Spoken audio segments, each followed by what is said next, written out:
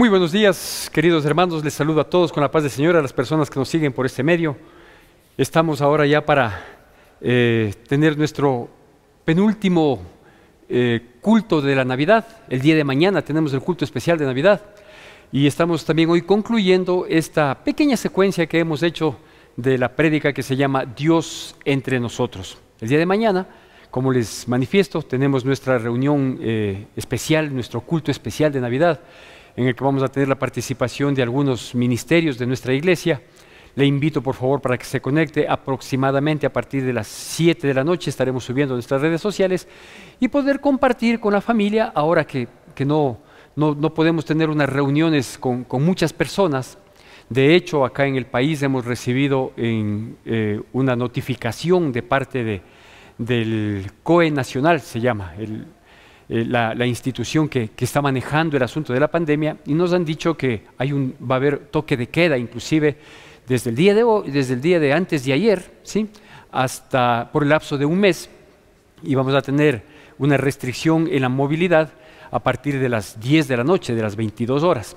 Así que eso nos ha limitado un poco más, pero qué bueno que, a pesar de las circunstancias que entendemos son necesarias para cuidarnos en esta situación, podamos entrar en la casa para compartir con ustedes, con la familia de la fe, acerca de lo que implica la Navidad, ¿sí? Y en esta ocasión yo quiero remitirme nada más a dos aspectos que son importantes que nosotros tomemos en consideración en este sentido. En la primera parte de estas tres charlas hablamos acerca de los nombres y atributos de Jesucristo que fueron dados allá por el profeta Isaías. En la segunda ocasión, que fue una semana atrás, habíamos hablado un poquito de lo que implica ser usados de parte de Dios, tomando como ejemplo a María y a José, a estos personajes que son de testimonio, ¿sí?, que mostraron su pureza, su responsabilidad, su prudencia, como habíamos dicho. Pero ahora yo quiero entrar un poquito más en la parte práctica, ¿no? ¿Por qué?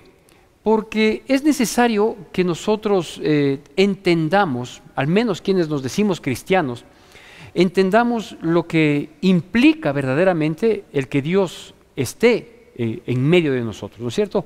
El hecho de que nosotros nos digamos cristianos no es una simple etiqueta, ¿sí? Más bien tiene que ser una identificación con Cristo e identificación con el plan que Él tiene para nuestras vidas.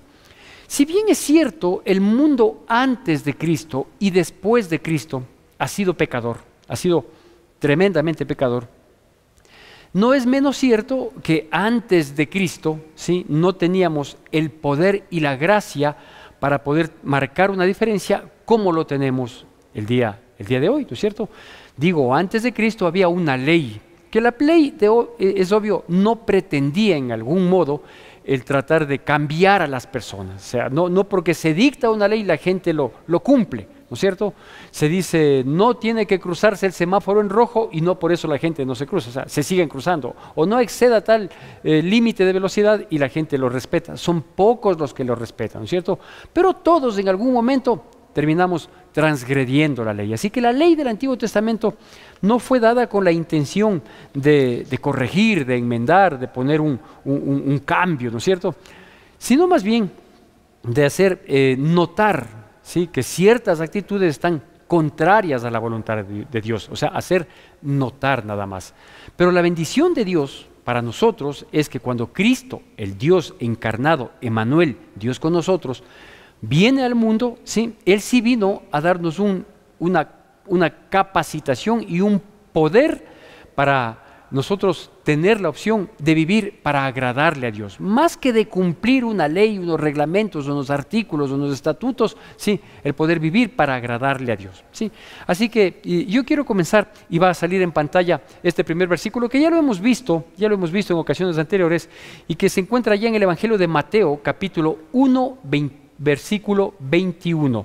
Mateo capítulo 1, versículo 21, la palabra de Dios dice así, siempre con atención y con la reverencia que amerita la bendita palabra de Dios.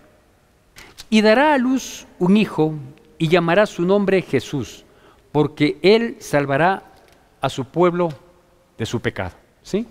Bueno, estamos hablando, digo, en esta tercera parte de nuestro tema, Dios entre nosotros, acerca de lo que hace Dios entre nosotros, de lo que hace Jesucristo, que es Dios entre nosotros. Es decir, el propósito de que Jesucristo se encarne para que venga en la manifestación de un recién nacido, ¿sí?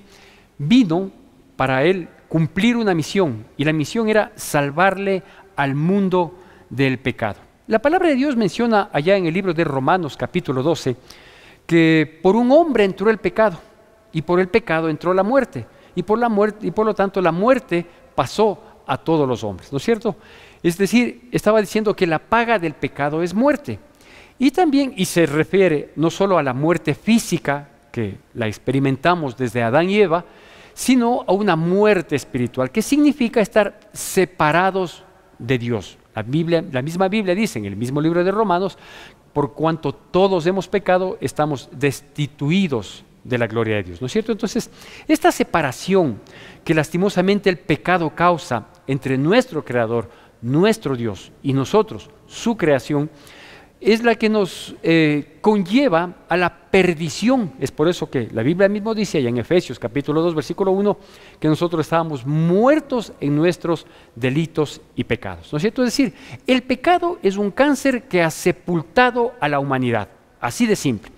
¿Qué es lo que vino a hacer Dios entre nosotros? Bueno, lo que Él vino a hacer entre nosotros es a salvarnos de esa condición. A salvarnos de esa condición, para reconciliarnos con Dios, para que nosotros podamos tener un estilo de vida que nos permita vivir en paz, que nos permita vivir en armonía, sí, que nos permita vivir en respeto, en consideración, es decir, encaminados, encausados en los propósitos de Dios. De tal manera que si la Biblia dice que por un hombre entró el pecado al mundo, ¿sí? y por este pecado la muerte, y esto contaminó a todos, ¿sí? También dice la palabra de Dios que por un hombre, en este caso Jesucristo, Dios hecho hombre, también nosotros podemos ser salvos de esta situación. Entonces, ¿qué implica esto? Esto implica que si Dios está entre nosotros, ¿sí? Nosotros debemos estar en un proceso de ir dejando, de ir renunciando, de que vaya desapareciendo el pecado en nuestras vidas. Y quizás muchos me vayan a juzgar y van a decir, pero ¿cómo va a pensar que de pronto puede haber una persona que no peque? Bueno, pues déjeme decirle que el proceso va en ese sentido. Para eso Dios va a obrar en nuestras vidas. Por eso le dije que ahora tenemos la bendición de que hay un poder que opera en nuestras vidas, ¿sí? Que es Dios mismo en nosotros, que es el Espíritu Santo, el que va obrando en nuestras vidas, va trabajando. Y ahí es cuando Pablo dice, allá en Filipenses capítulo 1, versículo 6, estoy persuadido a creer que aquel que comenzó la buena obra la perfeccionará hasta el día de Cristo Jesús, ¿no es cierto? Entonces, es un proceso, sí, que va puliendo, cambiando, sacando cosas de nuestras vidas que estaban ahí, algunas de esas profundas, enraizadas, otras que a veces salían a la ligera, pero que estaban a flor de labio, ¿sí? o a flor de actitud, y que definitivamente causaban problema. ¿Por qué? Porque hay que tomar en consideración también que el pecado ofende al prójimo. O sea, no se trata de que yo peco, es mi vida y yo hago lo que quiero y no pasa nada. No, no funciona así.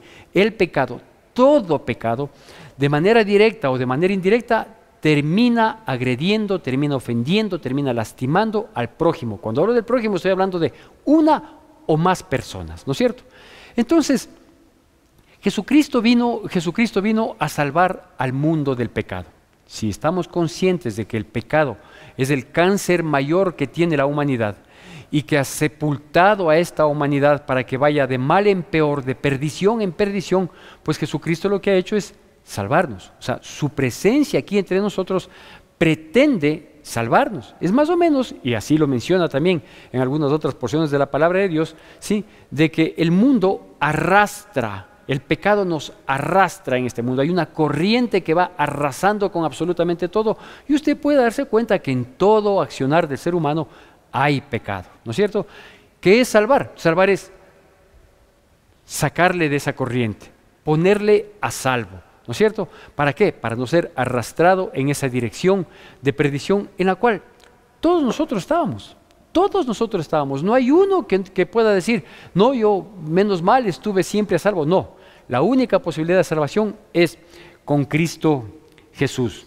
De tal manera que la paga del pecado es muerte, mas la dádiva de Dios es vida eterna en Cristo Jesús, ¿sí? El otro versículo que quiero mencionarle se encuentra en el mismo Evangelio de Mateo, capítulo 2, versículo 11. Y este es el corolario de la visita de aquellos sabios de Oriente que habían seguido a una estrella y que cuando llegaron cerca de donde habría de nacer Jesucristo, se cruzó Herodes, ¿sí? Y les dice, ¿y ustedes quiénes son? Se nota que son extranjeros y vienen con algunos camellos, vienen con su gente y parece que vienen de lejanas tierras por lo polvoriento del camino que ha manchado sus vestiduras, ¿no es cierto? Y ellos le dicen, sí, hemos venido a adorar al Rey de los Judíos que ha nacido porque una estrella nos ha guiado y estamos muy prontos a encontrarla. Y mire lo que pasó con este pecador, ¿no es cierto?, que era Herodes, en su vanidad, sintiéndose herido en su orgullo de que hay otro rey que no sea él, cuando él era el rey de Judea, ¿sí? Le dice, cuando le encuentren a la criatura, cuando le encuentren al niño, por favor me avisan porque yo también quiero ir a adorarle, pero de manera cínica, ¿no es cierto? Así que ellos dicen, sí, está bien, no hay ningún problema, nosotros vamos a hacer. Herodes comenzó a indagar cómo es el asunto a través de los judíos, los sumos sacerdotes, los entendidos en la ley, en los profetas, etcétera, etcétera. Mientras estos magos de Oriente, estos sabios de Oriente, van y encuentran al niño. Y cuando encuentran al niño, pasa esto. Mateo capítulo 2, versículo 11, la palabra de Dios dice así. Y al entrar en la casa, vieron al niño con su madre María, y postrándose, lo adoraron, y abriendo sus tesoros, le ofrecieron presentes, oro, incienso y mirra. ¿No es cierto? Bueno, aquí dice que una vez que ellos encuentran al destinatario de aquel objetivo que fue guiado por la estrella, dice que encuentran al niño y lo adoraron. Y abriendo sus tesoros ofrecieron especies que para ese entonces eran muy valiosas, que de hecho no eran de fácil adquisición, ¿sí? Había que hacer un esfuerzo y tenía un valor pecuniario bastante considerable. El oro lo sigue siendo, ¿sí? Incienso y mirra para aquel entonces, con sus funciones y sus propósitos, tenía un valor muy considerable. Ahora, ¿qué es lo que quiero rescatar de aquí? Pero antes de rescatar lo esencial, quiero mencionar algo, para que por favor nosotros seamos cabales en el cumplimiento de lo que dice la palabra de Dios. La lectura que yo le acabo de hacer del versículo 11 dice que cuando ellos llegaron a la casa donde estaba la madre y el niño, era obvio, tenía que estar ahí María, el niño era recién nacido, usted sabe que un niño recién nacido y por un buen tiempo, qué sé yo, quizás un par de años, 3 años, no tengo claro el panorama, necesita para vivir solo de su madre, tiene que estar enchufado a su madre en todo sentido, ¿no es cierto?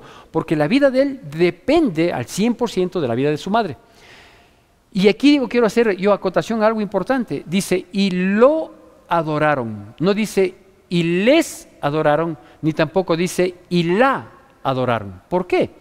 Porque las religiones, algunas religiones creadas, las religiones son creación de los hombres, no son fruto de lo que dice la palabra de Dios, más bien toman ciertos aspectos de la palabra de Dios, tergiversan, crean una religión, generan una idolatría y luego se basan en eso para engañar a las personas, ¿no es cierto? Pero nosotros estamos aquí para decir la verdad. Cuando dice claramente y lo adoraron, se refiere única y exclusivamente a Jesús, al niño que estaba ahí. A él lo adoraron.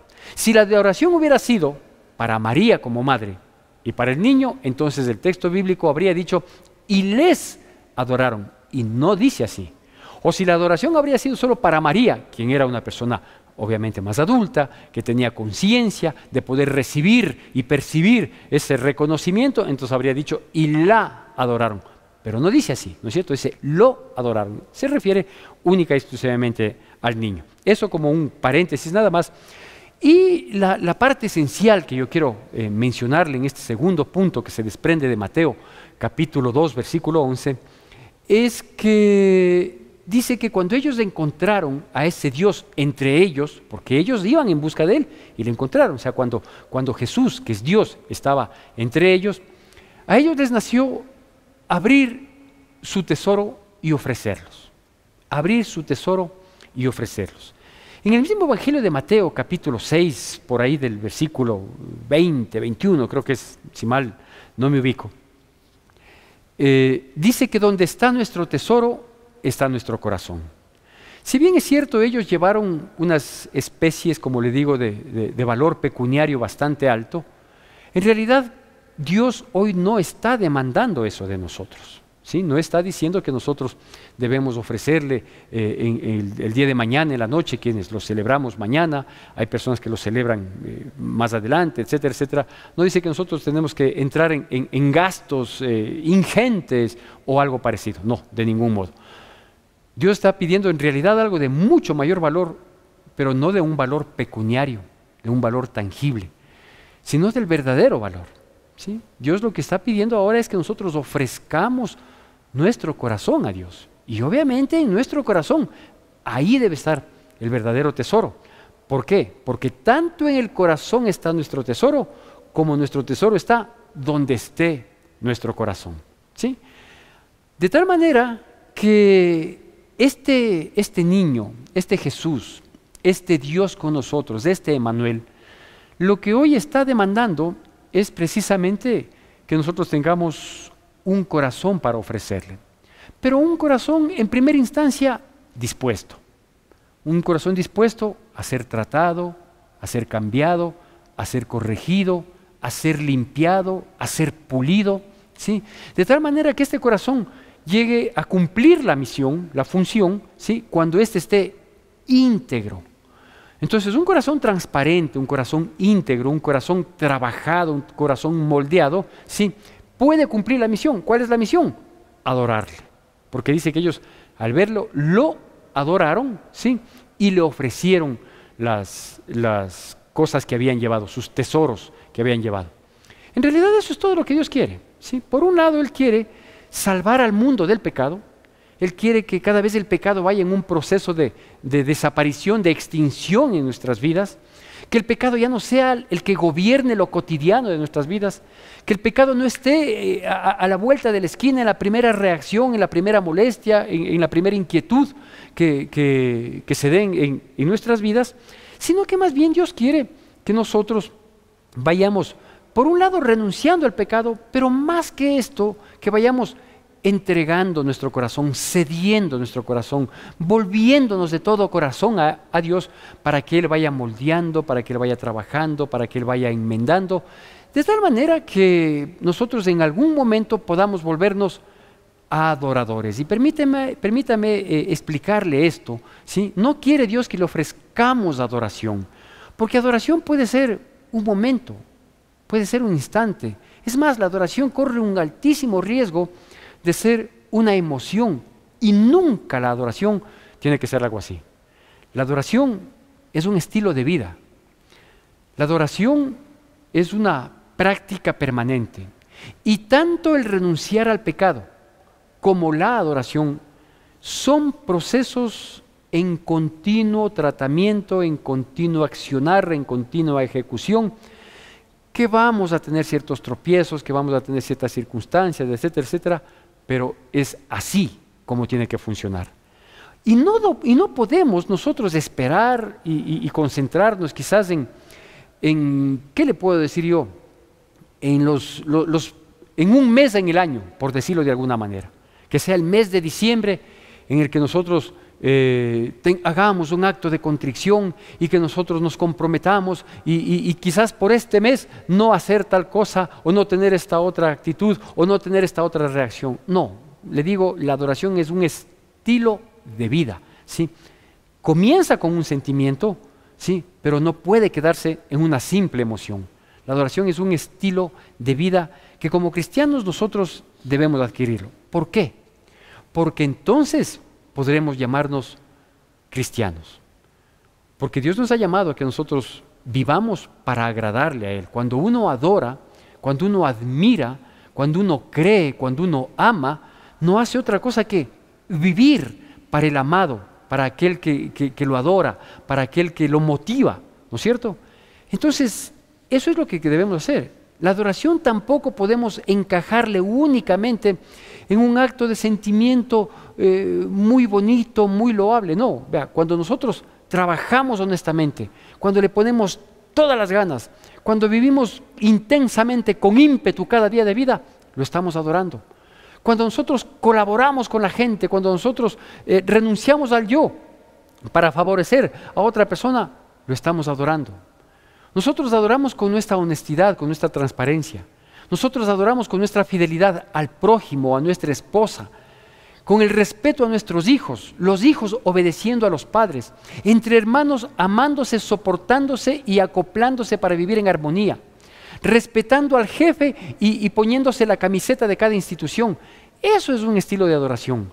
La adoración no es solo levantar las manos. Yo sé que es la manera más bonita de adorar. Cuando nos reunimos en el templo, ¿sí?, con una linda música como la que vamos a tener el día de mañana, en nuestro culto especial, y de pronto podemos adorar, levantar las manos, y cuando culmina una canción que hubiéramos querido que dure una eternidad, de pronto emitimos un aplauso también, batiendo palmas, lo adoramos. Sí, pero esas son ciertas manifestaciones de adoración. Déjeme decirle para concluir que la mejor adoración que nosotros podemos tener es nuestra obediencia. Esa es la mejor ofrenda de adoración que nosotros podemos tener, nuestra obediencia, la disposición de corazón sincero de vivir en santidad, de vivir en integridad, de vivir en transparencia, que nadie tenga nada que reprocharnos, hacer nuestro mejor esfuerzo, inclusive de escoger en algún momento en la vida, poniendo en la balanza, ¿sí?, si ser yo el que ataco o ser el atacado, y preferir ser el atacado antes que atacar, porque sé que si yo ataco, agravio, perjudico, golpeo, hiero a alguien, sí, yo le estoy fallando a Dios. Pero hoy el mundo no nos dice eso. Es por eso que el mundo conoció el pecado por un hombre, pero también por un hombre, Cristo Jesús, puede conocer la salvación, puede conocer la vida eterna, puede conocer la vida en abundancia aquí mismo. ¿Qué tenemos que hacer? Una vez más, y no me cansaré de decirlo tantas y cuantas veces sea necesario que lo repitamos y que hagamos esta invitación, lo que tenemos que hacer es arrepentirnos.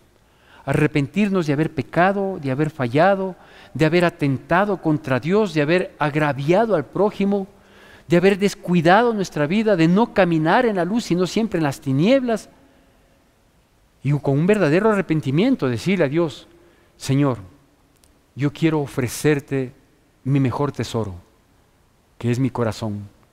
Yo preguntaba el otro día a una persona y le decía, ¿cuál es el mayor tesoro que tú crees tener?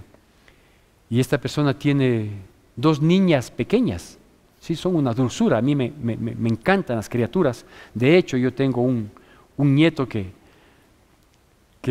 tiene acaparado mi atención, mi cariño. Y él me decía: mis hijas, es mi principal tesoro, es lo que yo más amo, ¿sí? Y yo le decía: qué bueno, ¿qué quieres hacer de ellas? Yo sé que son tu mayor tesoro. Yo puedo decir también lo mismo: mis hijos, mi nieto, mi esposa, etc. Pero cuando uno ama, uno quiere el bienestar de las personas que ama. Y si yo quiero que mis hijos sean gente de bien, yo quiero que mi hogar sea un ejemplo, yo quiero que como ciudadano puedo ser una persona que no tenga reproche, como pastor tratar de ser el más esforzado, valiente y santo en la medida de lo posible. Sí, y en el ámbito que me ponga como hijo, porque tengo todavía un padre, como hijo quiero ser el que esté pendiente, el que no descuide, el que trate de retribuir en parte lo que los hijos podemos retribuir a los padres, que no es todo lo que ellos han hecho por nosotros. Como hermano, ser colaborador, solidario, amoroso, comprensivo, ¿no es cierto? O sea, tratar de cumplir todo eso. ¿Por qué? Porque son mi tesoro. Mis hijos, mi esposa, mi padre, mis hermanos, mi nieto, etcétera, etcétera.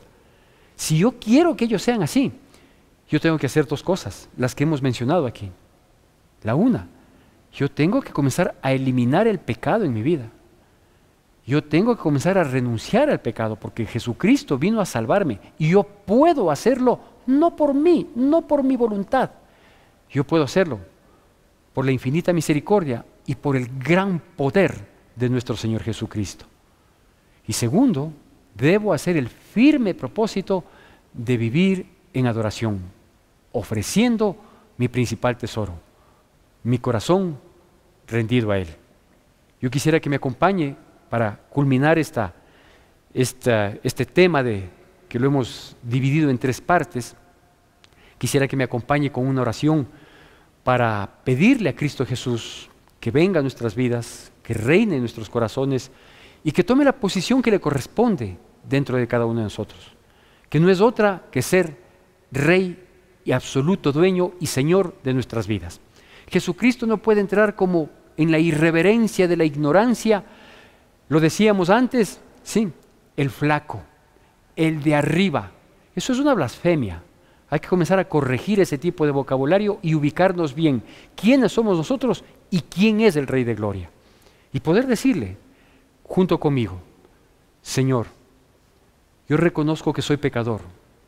Yo reconozco que he sido arrastrado por esta corriente del mundo y que no había fuerza ni voluntad suficiente en mí como para poder escapar de esta condenación eterna a la que estaba siendo llevado. Pero reconozco que tú, bendito Dios, entregaste a tu Hijo único para que venga a cumplir la misión de salvar al mundo del pecado. Y yo quiero ser uno de aquellos. Por eso le nombro a tu Hijo Jesucristo en mi corazón como el dueño absoluto y Rey de mi vida. Y le pido que por favor Él guíe de aquí en adelante mi vida. Que Él vaya haciéndome renunciar al pecado, que me vaya ministrando, que vaya obrando en mi vida y en mi corazón, para yo tratar de tener una vida de lo que antes era un blasfemo, un pecador, alguien que agredía tu santo corazón, transformarme en un verdadero adorador, para ofrecerte cada instante de mi vida, en el ámbito en el que me desenvuelva, que todo acto de mi vida sea un acto de obediencia y por lo tanto de adoración a ti. Que Dios bendiga poderosamente nuestras vidas en Cristo Jesús. Que podamos tener verdaderamente un tiempo de reconocimiento del favor de Dios al entregarnos a su Hijo Jesucristo para que venga en su condición humana a cumplir un plan precioso y maravilloso que solo Él nos puede dar. No las religiones, no las doctrinas, no las creencias, mucho menos los rituales, solo Jesucristo, el Rey de Gloria. Que Dios les bendiga. Un fuerte abrazo y nos vemos mañana en nuestro culto especial de Navidad.